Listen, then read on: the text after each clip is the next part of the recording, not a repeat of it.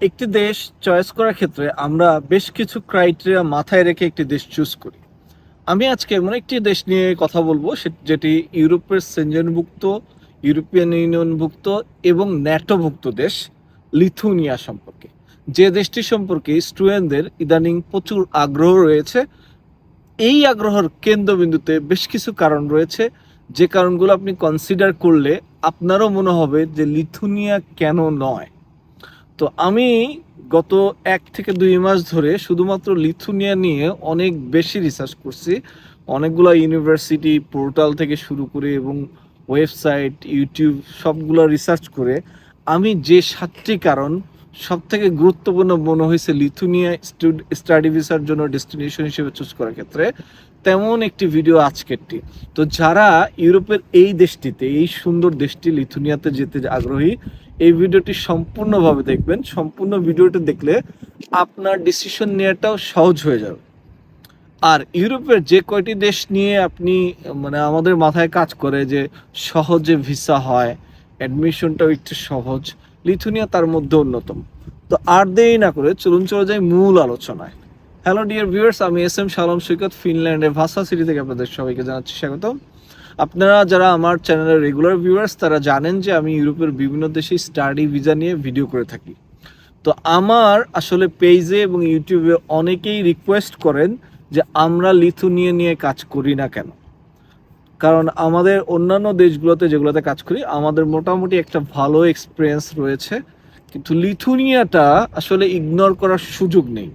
তো আমার আজকে আলোচনার বিষয়বস্তু হচ্ছে top 7 reasons to study in Lithuania.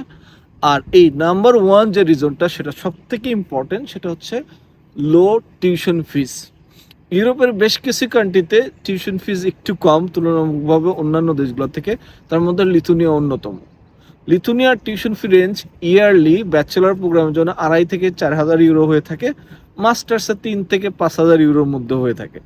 এটা কিন্তু বাৎসরিক টিউশন ফি। যেমন ধরেন আমরা হাঙ্গেরি, বাংলাদেশে রয়েছে, হাঙ্গেরি যেটা 1 সেমিস্টার টিউশন ফি, লিথুনিয়া সেটা 1 বছর টিউশন ফি। তো লিথুনিয়া এবং পোল্যান্ডের টিউশন ফিটাই আমার কাছে বেশি রিজনেবল মনে হয়, এবং চেক রিপাবলিকেও অবশ্য। কিন্তু আমরা জানি যে টিউশন ফির কথা কনসিডার করলে শুধু হবে না, ভিসা রেশিওর কথাই কনসিডার রাখতে হবে।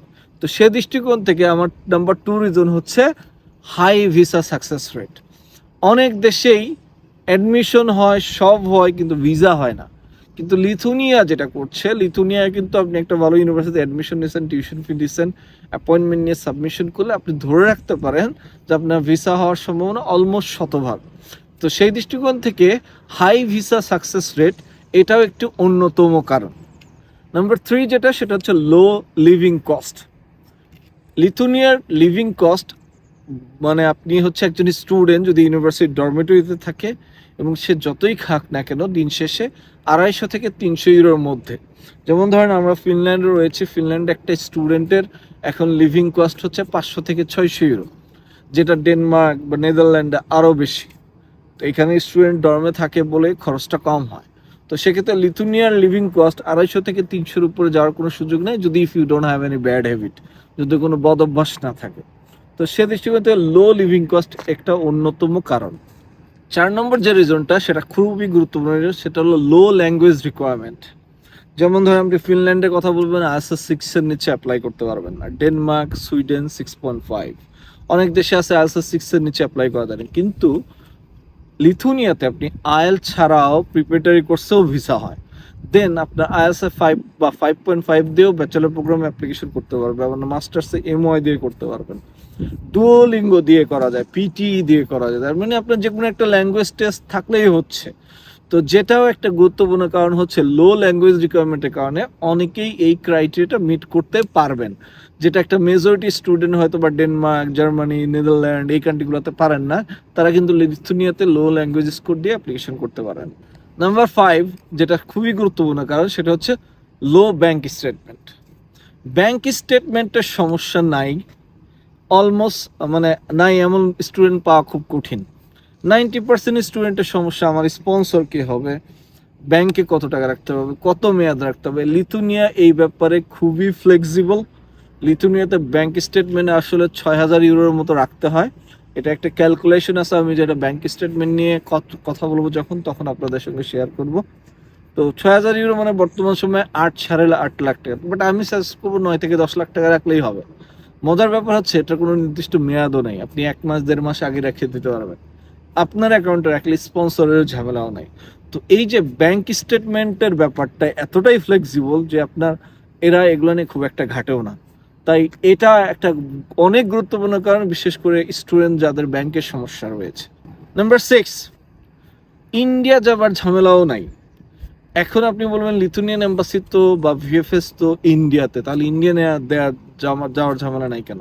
আপনারা জানেন যে এবছর পোল্যান্ড রোমানিয়াতে অনেকেই শুধুমাত্র ইন্ডিয়ান ভিসা না হবার কারণে এবং ইন্ডিয়ান ভিসা সেন্টার বন্ধ থাকার কারণে অনেকে অ্যাপয়েন্টমেন্ট মিস করেছেন এবং এই ইনটেকটাই মিস করে ফেলেছেন। কিন্তু লিথুনিয়ার ক্ষেত্রে ফর এক্সাম্পল আপনার ইন্ডিয়ান ভিসা হলো না, আপনি নেপালে অন অ্যারাইভাল ভিসা দিয়ে যেতে পারবেন।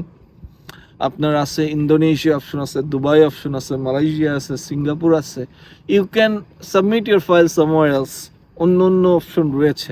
হ্যাঁ, আপনি ইন্ডিয়াতে গেলে হয়তো আপনার লিভিং কস্টটা একটু কম হতে পারতো, অ্যাটলিস্ট তো আপনি ইনটেকটা মিস করছেন না। That means you have multiple options.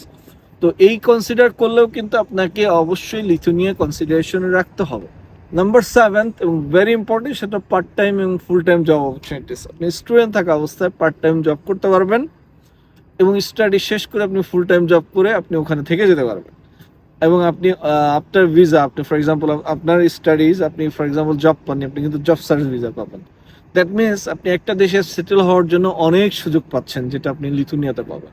তো এই যে 7টি কারণ, এই 7টি কারণ কিন্তু আসলে একটু এক্সেপশন আমার কাছে মনে হয়।